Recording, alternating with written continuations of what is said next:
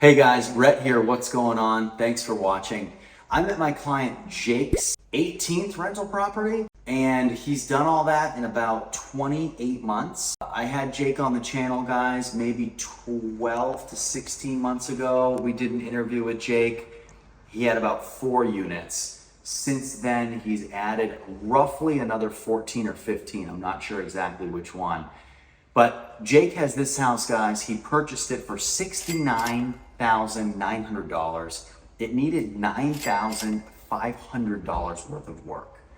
When you walk through here, you're not going to believe it. And what a lot of people say to me, they say, Rhett, you can't buy properties in 2023. You can't be into them for under $80,000. Well, this is a pretty good example for you, right? This all in, he's going to be into it for just under 80,000. I'm sitting here doing the math in my head because sometimes I screw that up. But yes, under 80,000, about 79.9 all told. So this is a 4-bedroom home. So not only is he into a house for under 80 grand, but it's also a 4-bedroom. It's going to bring in $1,300 of guaranteed Section 8 rent per month. So I love the layout, guys. It's very cool. They totally maximize space. We did a ton of work. We painted the entire house.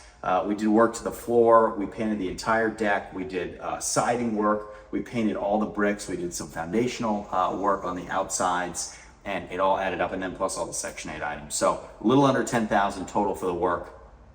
Your return on investment on a property like this is astronomical. Jake purchased this one in cash, but you could have purchased it with financing at 20% down or 25% down, and your cash on cash return would just be unbelievable based on the fact that your net cash flow on a unit like this would probably be close to $600 or $700 a month, even with the rates the way that they currently are, because you can rent it for $1,300 a month. Your mortgage, you'd only be mortgaging roughly $45,000. So the numbers would be really, really good. Now, you open the door, and despite this home only having a little bit over 1,100 square feet, a little bit kind of like barely even 1,100 square feet, I think it's like 1,095, it doesn't feel that way. And I want to know if you guys think that too. But you walk in, you have a good sized living room right when you walk in. You walk into a huge dining area right here. Through the dining area, you have a very good sized kitchen. You have cabinets and cupboards. You have a sink, we're putting a new sink in. You have your stove right here, gas stove. You guys can see the gas line coming up right here. That's how you can tell. You have storage space, pantry space. These are in great condition. We'll put the refrigerator right behind you right here.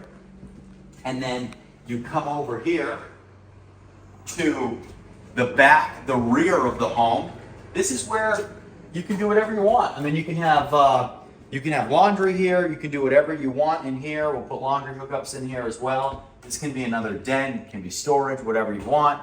Then what we did was we built a wall right here. So we just built this wall. We built another bedroom.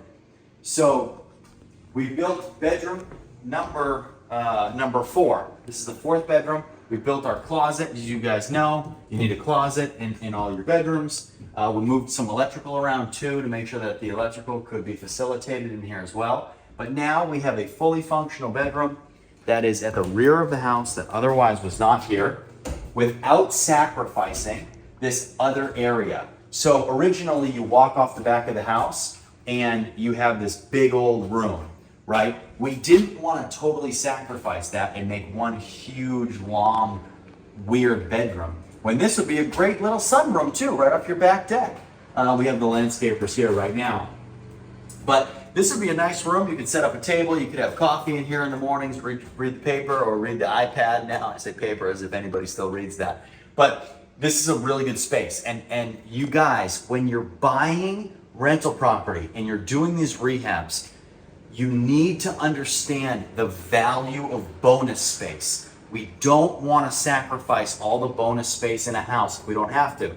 If the tenant wants a playroom for their kids, perfect. It's not using up other space that's valuable. So it's always really important to do that. And part of that actually happens when my clients who are in my coaching program go under contract of a home.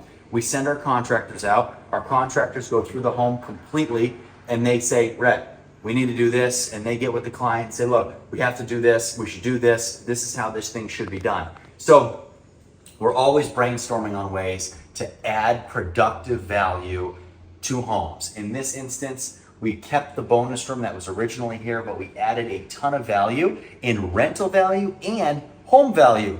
So you can actually sell this for more than you bought it for because you've added a bedroom to it and it's a legal bedroom.